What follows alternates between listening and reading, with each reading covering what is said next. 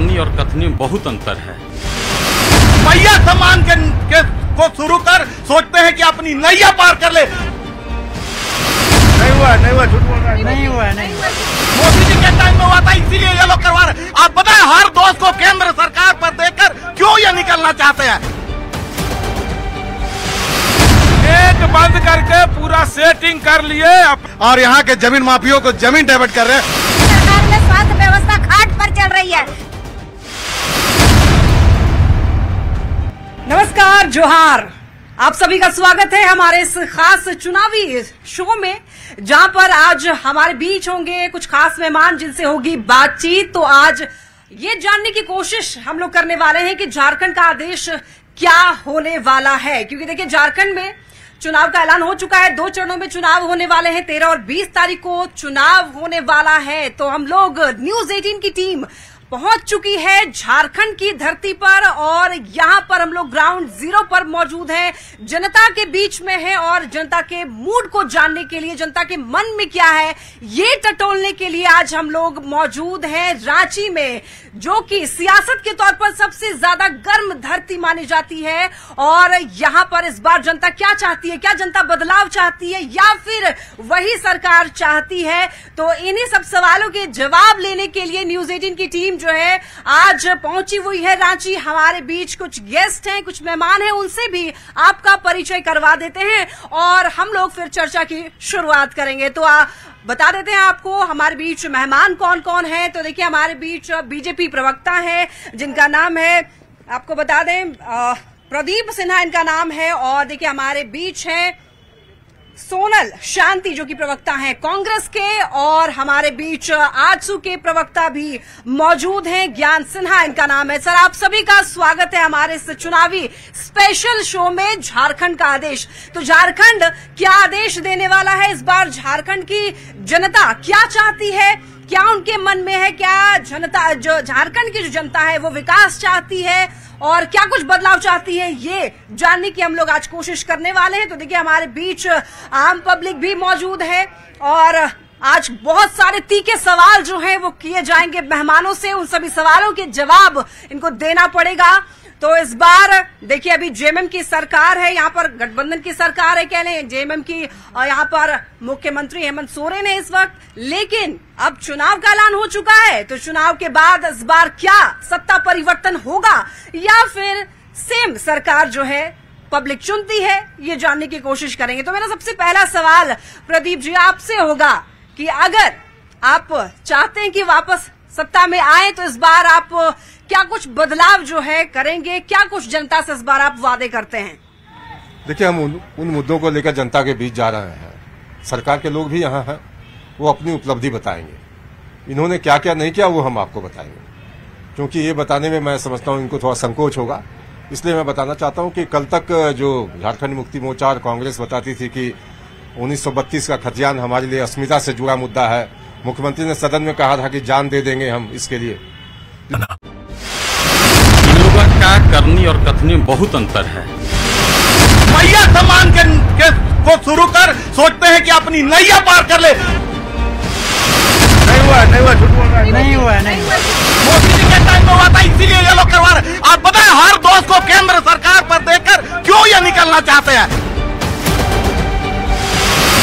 एक बंद करके पूरा सेटिंग कर लिए और यहाँ के जमीन माफियों को जमीन डेबिट कर रहे हैं। सरकार में स्वास्थ्य व्यवस्था खाट पर चल रही है। नमस्कार, जोहार। आप सभी का स्वागत है हमारे इस खास चुनावी शो में, जहां पर आज हमारे बीच होंगे कुछ खास मेहमान जिनसे होगी बातचीत। तो आज ये जानने की कोशिश हम लोग करने वाले हैं कि झारखंड का आदेश क्या होने वाला है, क्योंकि देखिए झारखंड में चुनाव का ऐलान हो चुका है। 2 चरणों में चुनाव होने वाले हैं। 13 और 20 तारीख को चुनाव होने वाला है। तो हम लोग न्यूज 18 की टीम पहुंच चुकी है झारखंड की धरती पर और यहां पर हम लोग ग्राउंड जीरो पर मौजूद हैं, जनता के बीच में है और जनता के मूड को जानने के लिए, जनता के मन में क्या है ये टटोलने के लिए आज हम लोग मौजूद हैं रांची में, जो कि सियासत के तौर पर सबसे ज्यादा गर्म धरती मानी जाती है। और यहां पर इस बार जनता क्या चाहती है, क्या जनता बदलाव चाहती है या फिर वही सरकार चाहती है, तो इन्हीं सब सवालों के जवाब लेने के लिए न्यूज 18 की टीम जो है आज पहुंची हुई है रांची। हमारे बीच कुछ गेस्ट हैं, कुछ मेहमान हैं, उनसे भी आपका परिचय करवा देते हैं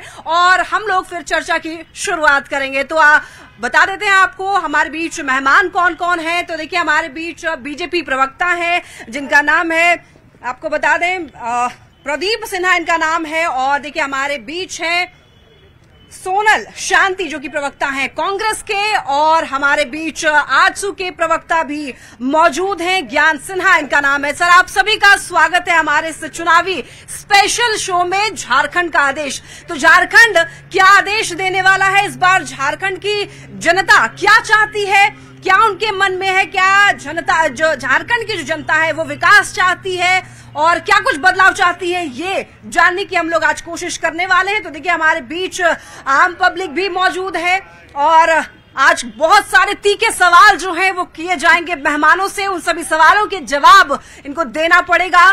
तो इस बार देखिए अभी जेएमएम की सरकार है, यहाँ पर गठबंधन की सरकार है कह लें, जेएमएम की यहाँ पर मुख्यमंत्री हेमंत सोरेन है इस वक्त, लेकिन अब चुनाव का ऐलान हो चुका है। तो चुनाव के बाद इस बार क्या सत्ता परिवर्तन होगा या फिर सेम सरकार जो है पब्लिक चुनती है, ये जानने की कोशिश करेंगे। तो मेरा सबसे पहला सवाल प्रदीप जी आपसे होगा कि अगर आप चाहते हैं कि वापस सत्ता में आए तो इस बार आप क्या कुछ बदलाव जो है करेंगे, क्या कुछ जनता से इस बार आप वादे करते हैं?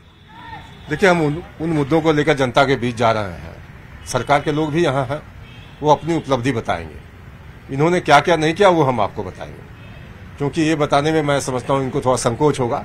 इसलिए मैं बताना चाहता हूँ कि कल तक जो झारखंड मुक्ति मोर्चा और कांग्रेस बताती थी कि 1932 का खतियान हमारे लिए अस्मिता से जुड़ा मुद्दा है, मुख्यमंत्री ने सदन में कहा था कि जान दे देंगे हम इसके लिए, लेकिन आज जो 1932 की खतियान की चर्चा कोई नहीं करता, ना स्थानीय नीति ना नियोजन नीति। जो रघुवर दास की सरकार के कार्यकाल में नियोजन नीति स्थानीय नीति बनी थी, उसी के आधार पर आज भी नियुक्तियां हो रही हैं। उसके अलावे 2-3 कोर इशू आपके सामने रख सकता हूं कि झारखंड मुक्ति मोर्चा लेड गवर्नमेंट का आरोप था भारतीय जनता पार्टी पर, जब हमारे जो आज प्रदेश अध्यक्ष हैं बाबूलाल मरांडी, उनका मामला विधानसभा अध्यक्ष के न्यायालय में लंबित था, तो झारखंड मुक्ति मोर्चा की सरकार कहा करती थी कि चूंकि मामला न्यायालय में लंबित है इसलिए कई संवैधानिक पदों पर नियुक्ति का फैसला हम नहीं कर पा रहे, मसलन सूचना आयुक्तों की नियुक्ति, महिला आयोग की नियुक्ति या फिर लोकायुक्त की नियुक्ति।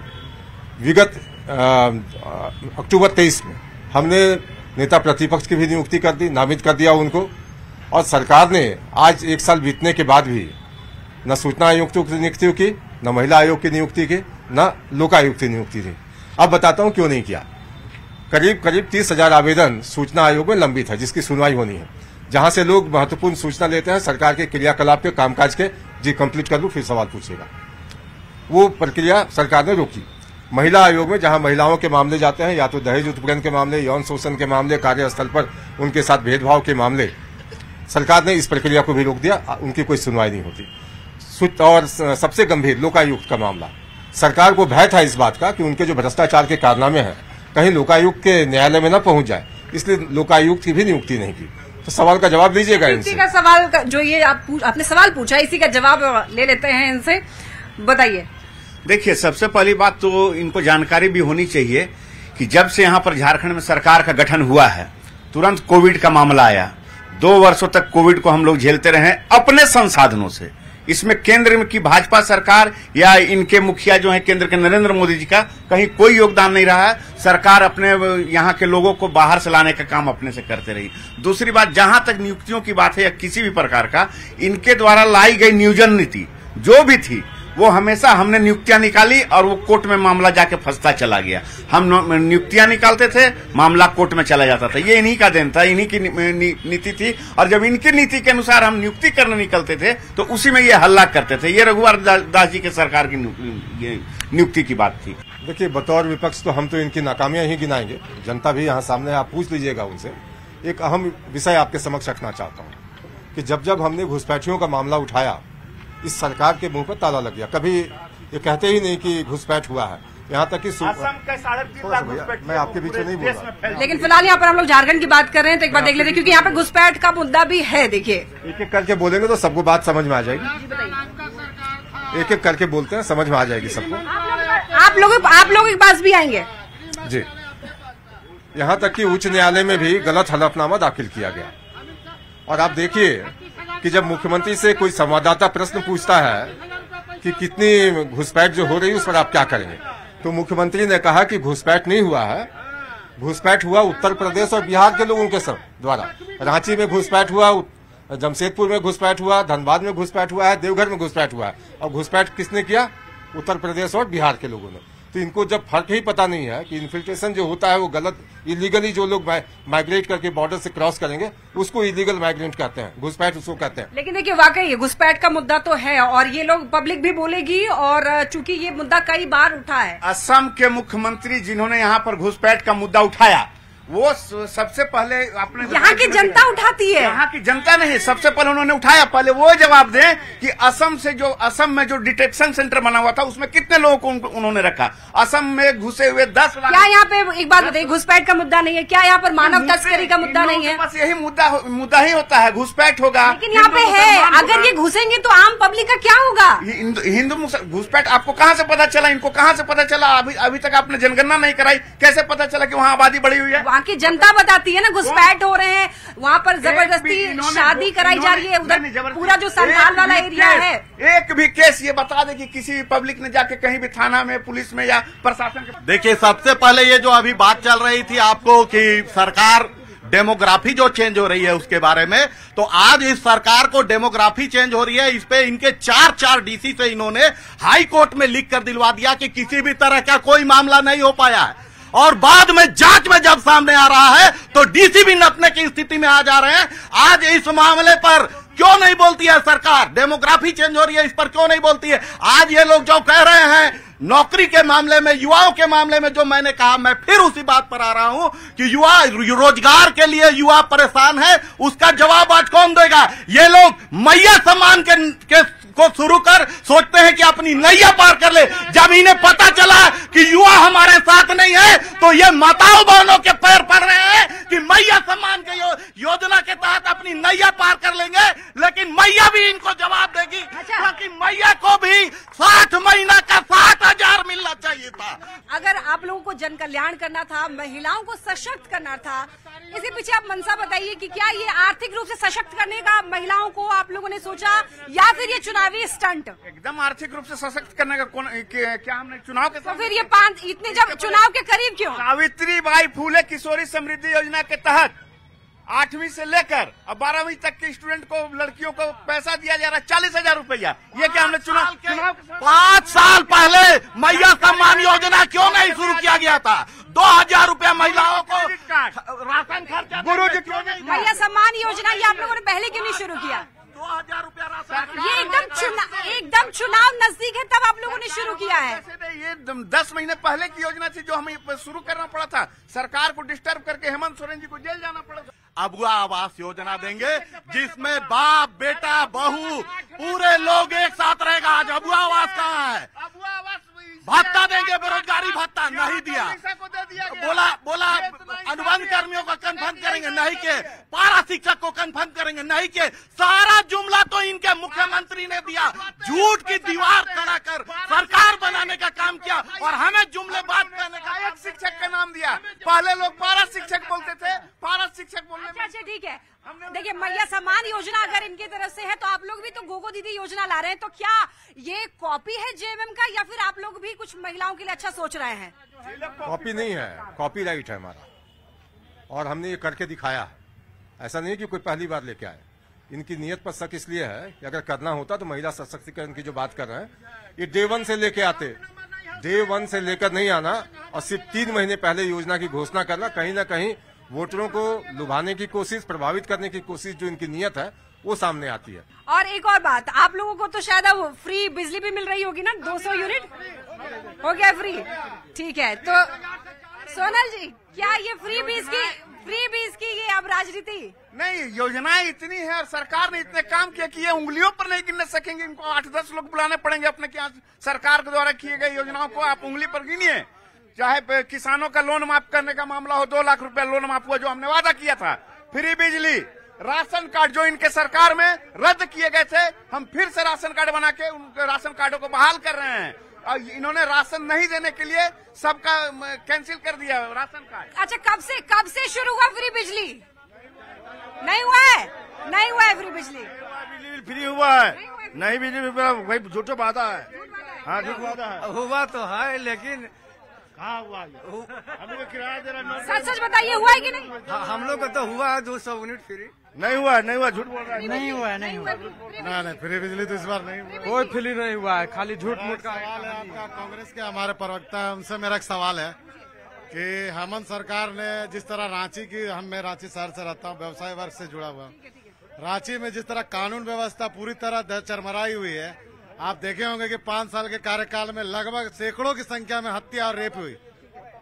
लेकिन हेमंत सोरेन ने ये जवाब दिया कि मैं कानून व्यवस्था पर पुलिस क्लच रखा हुआ हूँ। हर 6 महीना में यहाँ के थाना प्रभारी, यहाँ के एसपी, यहाँ के डीसी चेंज हुए, लेकिन कानून व्यवस्था इतनी बुरी तरह चरमराया हुआ है कि रांची का व्यवसाय वर्ग डर के साया में जी रहा है। और अब समय आ गया है कि सरकार को यहाँ के रांची वासी उखाड़ के फेंकने का काम करेंगे। और हमारा जवाब है, क्या ये जवाब दे कि जो ट्रांसफर पोस्टिंग का जो खेल हुआ है, जो यहाँ के IAS IPS जेल गए हैं, इनका क्या जवाब है? देखिए, मुद्दे तो बहुत है, लेकिन सबसे पहले आपसे सवाल लॉ एंड ऑर्डर को लेकर के।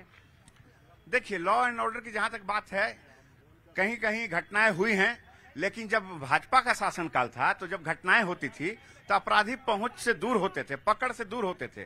लेकिन जब भी यहां पर घटनाएं हुई हैं झारखंड में या रांची में, तो 95 से 97% जो अपराधियों की पकड़ है वो हुई है और उन पर केस चले हैं और वो अंदर हैं। इनके समय में उन अपराधियों की पहचान ही नहीं हो पाती थी।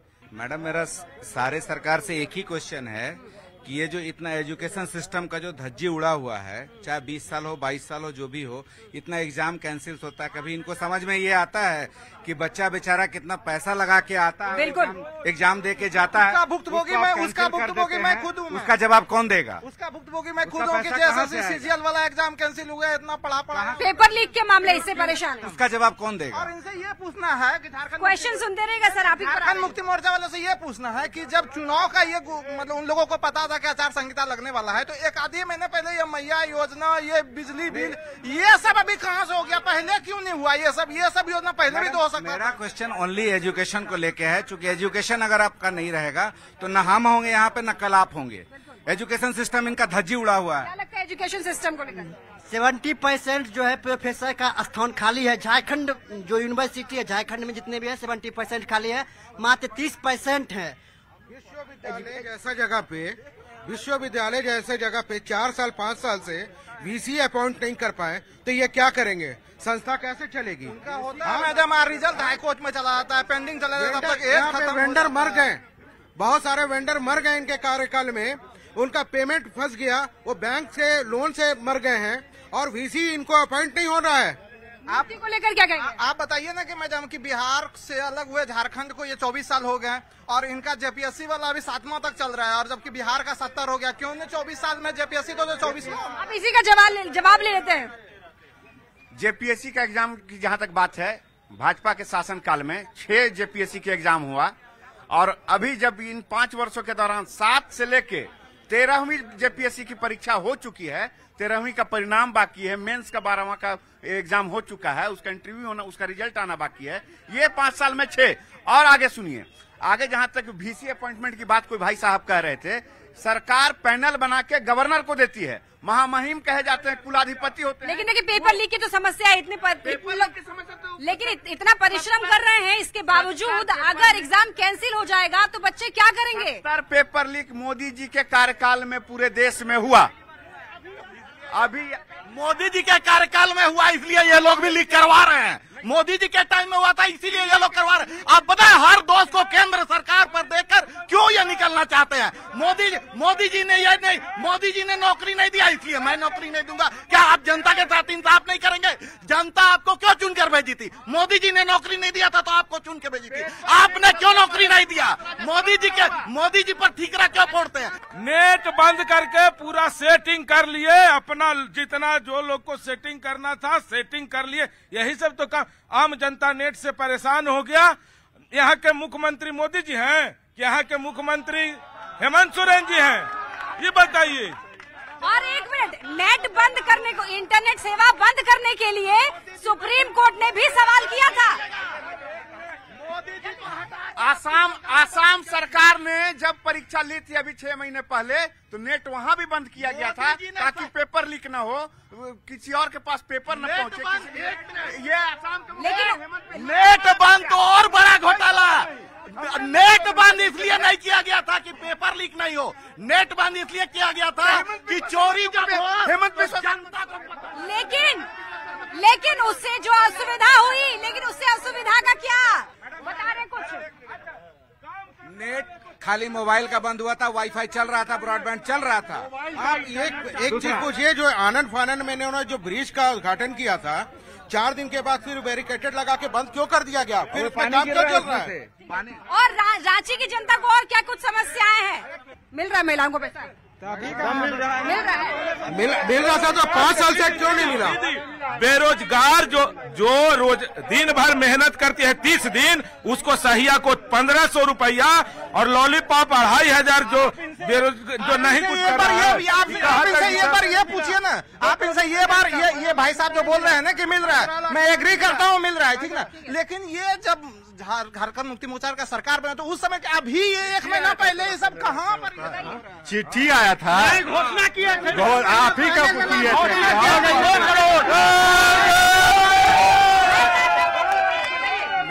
मेरा एक सवाल है आपका कांग्रेस के प्रवक्ता से कि हेमंत सोरेन नारा लगाते हैं कि जल जंगल जमीन और यहाँ के लोकल आदिवासियों की ये सरकार है, यहाँ CNT एक्ट लागू है, उसके बावजूद भी पूरे झारखंड में आप जाके देख लीजिए आदिवासी खतियानी जमीन का जनरल के नाम से मोटेशन हो रहा है, रसीद कट रहा है, और यहाँ के CO और DDC एक रकम ले लेके सभी जमीनों का मोटेशन कर रहे हैं और यहाँ के जमीन माफियों को जमीन डेबिट कर रहे हैं और यहाँ के आदिवासियों का हक और अधिकार को लूटने का काम कर रहे हैं। हेमंत सोरेन क्या नहीं देख रही है कि आदिवासी जमीन, आप हटिया क्षेत्र में देख लीजिए, आप कांके क्षेत्र में देख लीजिए, खुद हेमंत सोरेन के रिलेशन में और उनके परिवार के और उनके पार्टी के लोग इसमें फंसे हुए हैं। स्वास्थ्य व्यवस्था जो है ना, हेमंत सरकार में स्वास्थ्य व्यवस्था खाट पर चल रही है।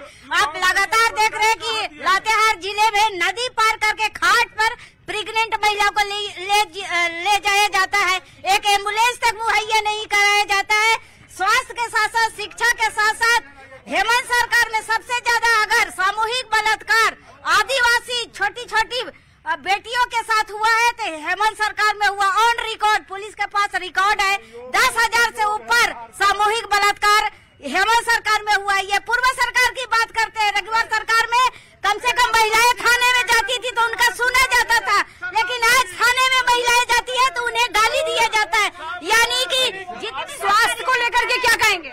देखिए, जैसा कि गांव में जो देखा जाता है, यहाँ तो क्या राजधानी है, यहाँ तो व्यवस्था मिल जाएगा जनता को, लेकिन गांव का स्थिति बहुत खराब है, दयनीय स्थिति है। ये झारखंड सरकार की नाकामी है। देखिए, आपने कहा आपकी सरकार आएगी क्या करेगी, हम लोग का सबसे पहला बात यह है कि हमारी सरकार आएगी तो हम भ्रष्टाचार मुक्त सरकार देंगे। हम लोग यहाँ के मुख्यमंत्री जेल नहीं जाएंगे। एनडीए की सरकार इतने भी बार बनी, आज तक हम लोग यहाँ के कोई भी मुख्यमंत्री जेल नहीं गए। हम भ्रष्टाचार मुक्त सरकार देंगे। आज झारखंड में नोटों का पहाड़ सांसद के यहाँ से, मंत्री के यहाँ से 30 लाख और 30 करोड़ और 40 करोड़ रुपया मिल रहा है। ये भ्रष्टाचारी सरकार को बदलने का काम करेंगे।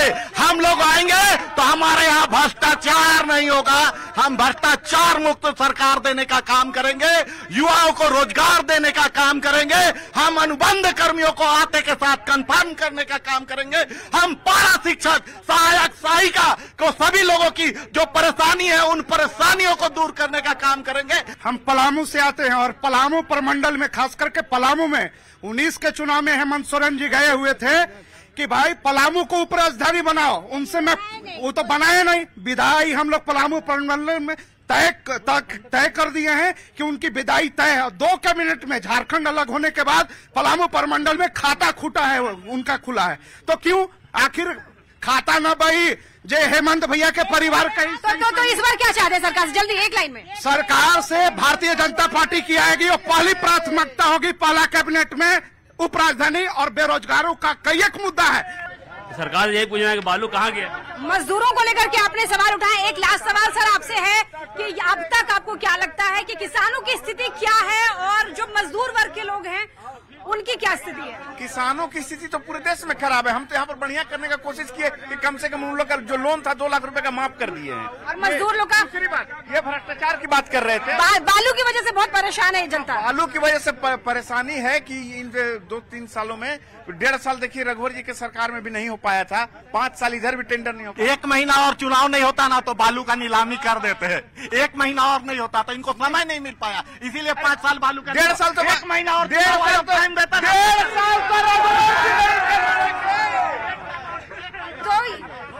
तो एक लास्ट सवाल। टाइम नहीं मिल पाया बालू का नीलामी। मेरा सवाल ये है कि हेमंत सरकार जो आई ये तुष्टीकरण की राजनीति पूरे 5 साल की, जब भी रामनवमी आवे, जब भी दुर्गा पूजा आवे, आप चौंगा बंद कर दीजिए, डीजे बंद कर दीजिए, यहाँ मत लीजिए, वहाँ जुलूस मत निकालिए। और हमारा जब विसर्जन जुलूस निकले तो यहाँ के चाहने वाले जो हेमंत सरकार के चाहने वाले लोग हैं वो पत्थर से उनके स्वागत किए। इनका जवाब दे हेमंत सोरेन की मुहांदे कांग्रेस के सरकार के लोग करते हैं। हम लोग छांटते नहीं है कि यहाँ हिंदू यहाँ मुसलमान, जब जरूरत पड़ा तो राम मंदिर ले आए और जब जरूरत पड़ा तो मुसलमान ले आए, मटन ले आए तो चिकन ले आए, यही तो क्या ये तुष्टीकरण की राजनीति करती है? देखिए, मैं एक उदाहरण देना चाहूंगा। कुछ लोग पलामू से हैं, बताया अभी कि पलामू प्रमंडल से हैं। मैं उनको ही बताना चाहता हूँ और आप भी ध्यान से सुनेंगे सोनल जी कि पलामू प्रमंडल में कोई 1.5 साल पहले दलित बस्तियों को मुसलमानों ने रातों रात अटैक करके सबको विस्थापित कर दिया। सरकार से गुहार लगाते रह गए वो कि हमारी मदद कीजिए, हम अपनी जमीन पर बसना चाहते हैं। सरकार ने कहा कि हम आपकी मदद नहीं कर सकते, आप जहाँ हैं वहीं रहें। तो इन्हीं सब सवालों के जवाब हमने लिए और हमारा ये कारवा, हमारा जो ये काफिला है न्यूज़ 18 का, वो आगे बढ़ता रहेगा। हर जिले में हम लोग पहुंचेंगे और वहां पर आम जनता की बातों को उठाएंगे और सभी लोगों की बातों को उठा करके दिखाएंगे कि क्या कुछ हो रहा है। ग्राउंड जीरो से हमारी रिपोर्टिंग लगातार जारी रहेगी और झारखंड का आदेश क्या होगा ये जानने के लिए देखते रहिए न्यूज़ 18। इन लोगों का करनी और कथनी में बहुत अंतर है।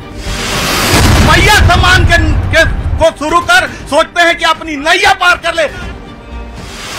नहीं हुआ, झूठ बोल रहा है। नहीं हुआ। मोदी जी के टाइम में हुआ था, इसीलिए ये लोग करवा रहे। आप बताएं हर दोस्त को केंद्र सरकार पर देकर क्यों ये निकलना चाहते हैं? गेट बंद करके पूरा सेटिंग कर लिए और यहाँ के जमीन माफियों को जमीन डाइवर्ट कर रहे हैं। सरकार में स्वास्थ्य व्यवस्था खाट पर चल रही है। इन लोगों का करनी और कथनी में बहुत अंतर है। मैया सम्मान के को शुरू कर सोचते हैं कि अपनी नैया पार कर ले। नहीं हुआ, झूठ बोल रहा है। नहीं हुआ। मोदी जी के टाइम में हुआ था, इसीलिए ये लोग करवा रहे। आप बताएं हर दोस्त को केंद्र सरकार पर देकर क्यों ये निकलना चाहते हैं? गेट बंद करके पूरा सेटिंग कर लिए और यहाँ के जमीन माफियों को जमीन डाइवर्ट कर रहे हैं।